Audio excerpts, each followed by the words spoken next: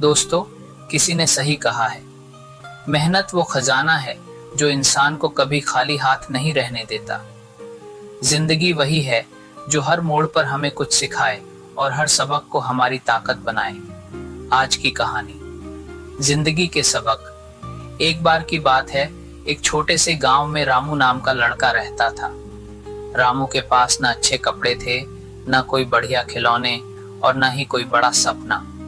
लेकिन उसके पास जो चीज थी वह शायद दूसरों के पास नहीं थी, एक सच्चा दिल और कभी न हार मानने का जज्बा। गांव में रामू को सभी जानते थे। उसकी माँ दूसरों के घरों में काम करती थी और पिता एक साधारण मजदूर थे। रामू ने अपने बचपन में कभी ऐशो आराम नहीं देखा, लेकिन उसकी आंखों में हमेशा एक अनोखी चमक रहती थी। वह हमेशा खुश रहता और हर किसी के काम में मदद करने के लिए तैयार रहता। गांव के दूसरे बच्चे अक्सर उसका मजाक उड़ाते थे। अरे रामू, तेरे फटे कपड़ों में कोई सपने नहीं सजेगा, विजय नाम का लड़का उसे चिढ़ाते हुए कहता। विजय गांव का सबसे अमीर लड़का था। उसके पास हर नए खिलौने, नए कपड़े और दिखावे की हर चीज थी।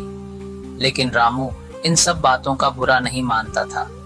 वह हर बार मुस्कुराते हुए कहता, मेहनत करने वालों को किसी से डरने की जरूरत नहीं होती। हर साल की तरह इस बार भी गांव में मेला लगा। यह मेला बच्चों के लिए किसी त्योहार से कम नहीं था।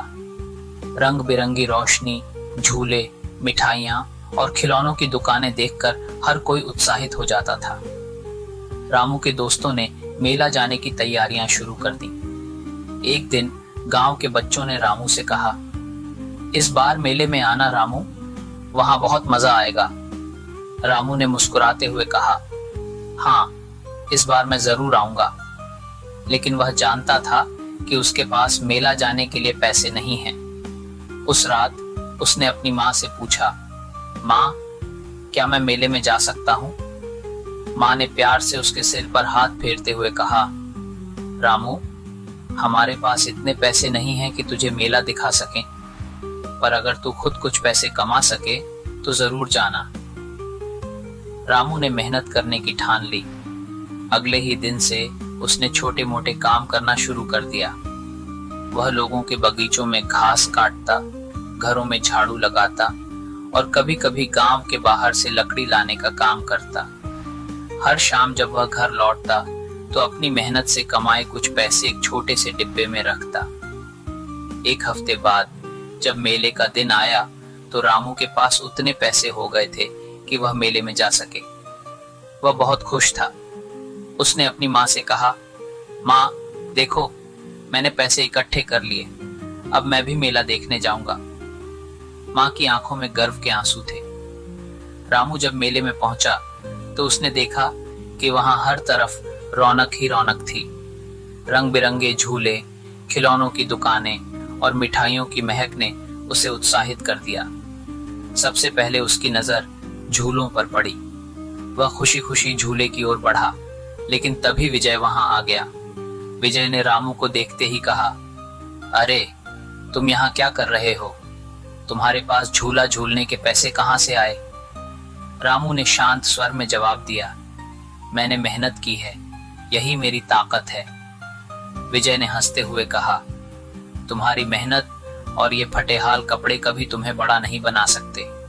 देखो, मेरे पास सब कुछ है, मैं जो चाहूं वो पा सकता हूं। रामू ने मुस्कुराते हुए कहा, शायद तुम्हारे पास बहुत कुछ हो, लेकिन मेहनत से मिली खुशी का मजा अलग ही होता है। तभी वहां खड़े एक बुजुर्ग, जो गांव में अपने ज्ञान और अनुभव के लिए प्रसिद्ध थे, विजय की बात सुनकर मुस्कुराए। उन्होंने कहा, बेटा, जो कुछ भी मेहनत के बिना मिलता है वह टिकाऊ नहीं होता। असली खुशी वही है जो खुद के बलबूते पर मिले। रामू ने जो किया है वही असली अमीरी है। विजय चुप हो गया।